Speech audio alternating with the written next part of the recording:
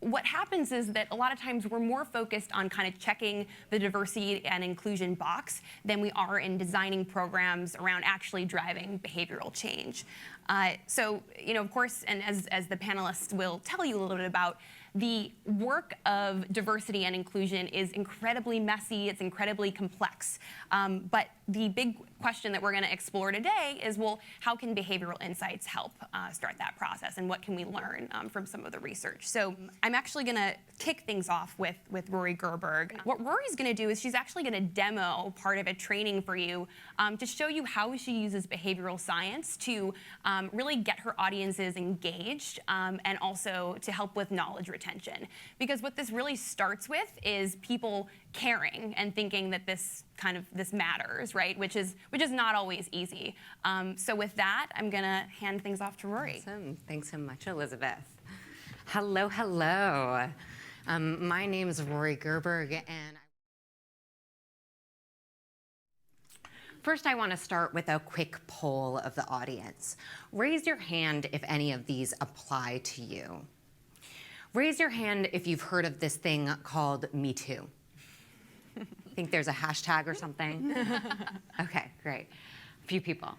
Raise your hand if you've had conversations with any of your colleagues one-on-one about Me Too, just you and that colleague. Awesome.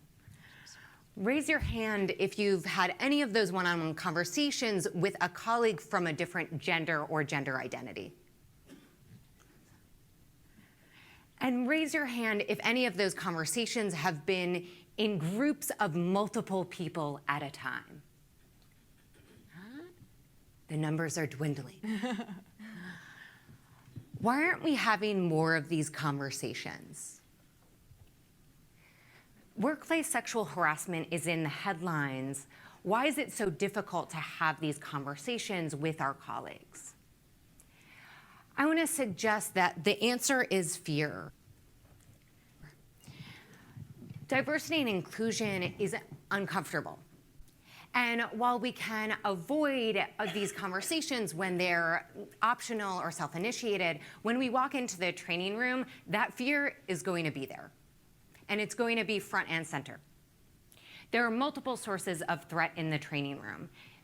Identity threat, stereotype threat, white fragility, fear of learning something new, the list goes on. We don't have time to go into specific sources of threat. What's important is that the mechanism of threat gets in the way of learning. Why?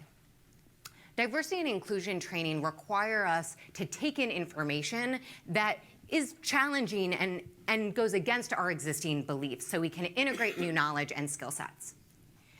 But you can't do that when you're under threat. Instead, when you're in your fear or state of threat, your amygdala or your body's smoke detector is going off saying alert, alert, alert, communicating to the rest of your body that you need to mobilize with all of your adrenaline and cortisol, as if mobilizing to that saber-toothed tiger centuries ago, except we're in the training room. What that's doing with that physiological response is taking away from your resources for executive functioning, which we know are limited, resulting in reduced attention and working memory, as well as disengagement from learning and an inflexible mindset. Well, that's a problem if we're training. That fight or flight response, not really helping anyone, at least not for learning. What does this look like in the training room? So imagine with me that you are in a sexual harassment training in your organization. And you run in, sit down, you see 20 pairs of eyes looking around hesitantly. A couple of folks that you know, who you obviously tried to sit near. A couple of folks whose names you're kind of familiar with. That guy who makes some comments or jokes that you don't really find so funny. You're not really sure what to expect. So are you excited to get started? Not so much. Everyone will come into the training room with a lived experience that will be elicited by the content covered. Everyone will come into the training room fearing that that lived experience will be invalidated by their peers. And everyone will come into that training room fearing of what they say and the implications it will have for tomorrow and next week in that team meeting. Everything that led you to avoid some of those conversations with your colleagues, sitting there front and center. So what do? We can manage that threat proactively through training, design, and facilitation by creating an environment of productive discomfort. More specifically, we can do these three things. We can validate threat, reappraise anxiety, and narrow attention. What does that look like? I want to show you. Come with me back into that training room with those 20 pairs of eyes, except you're in my training room, so it's going to be a little different. Welcome. My training comes out of my work at Harvard on campus sexual assault and harassment, working on policies and training. And while I was there, I was in a room of 120 people in a class where there was an allegation that a male student had sexually harassed a female student. The male student was speaking up very strongly, defending himself, while the female student was holding herself back. I, at the time, was an advocate Harvard-wide, so I spoke up very strongly, saying what we know, which is that 1 in 4 women in undergraduate are sexually assaulted, and so we can imagine what that means for women in the room and their lived experiences, even if we're only hearing from the man's side of the story. As you might imagine, there was a little bit of tension in the room. People were sitting on the edges of their seats. Afterwards, a very close male friend and confidant of mine came to me and said, Rory, I really want to hear what you're saying, but when you speak like that, I can't hear you. When you speak like that about men, it sounds like you're talking about all men, and I'm not one of those guys. As I later learned, he had learned his masculinity by going to strip clubs with his father. So, of course, he couldn't hear me. And in fact, I couldn't hear him either because of my own lived experience. That really led me to step back and look at the research on masculinity and really learn a deep appreciation for the complex systems that bring us into the problem that we have today. And the way I've really come to see it is that we grew up in a country without sex education, teaching us how to navigate healthy sexual boundaries. That is filled in with the lessons of pop culture and violent pornography. And then we graduate and go to college where there's a campus sexual assault epidemic. And then we graduate and go into the workplace where, surprise, surprise, we have workplace sexual harassment. So I don't see this as surprising. I see it as a logical result of the systems that have brought us here today. And while we can't change that complex trajectory of our lived experience, we can start with where we are now. If you learn something in this room, something that makes you think, I would have done something differently, I would have responded differently, that's okay, that means I'm doing my job. The goal is to learn to do it better tomorrow. Whew. Imagine those 20 eyes and that guy that makes those not so funny jokes. How does that feel? Does it feel a little different? What I'm doing is these three things. I'm first validating threat.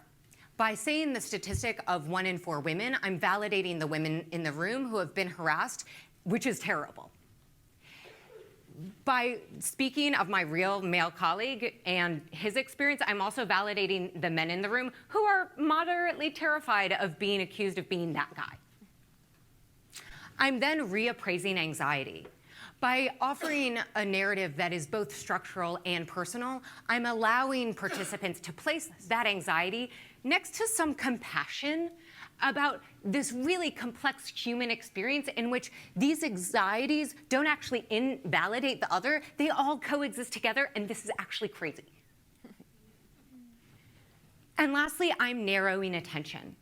By saying what we won't do, that we won't solve the trajectory of that lived experience, and narrowing attention to doing it better tomorrow, I'm creating a cognitively manageable task.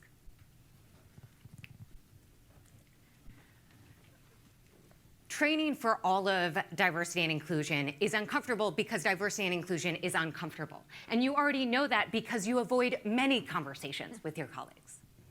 But we need you in that conversation.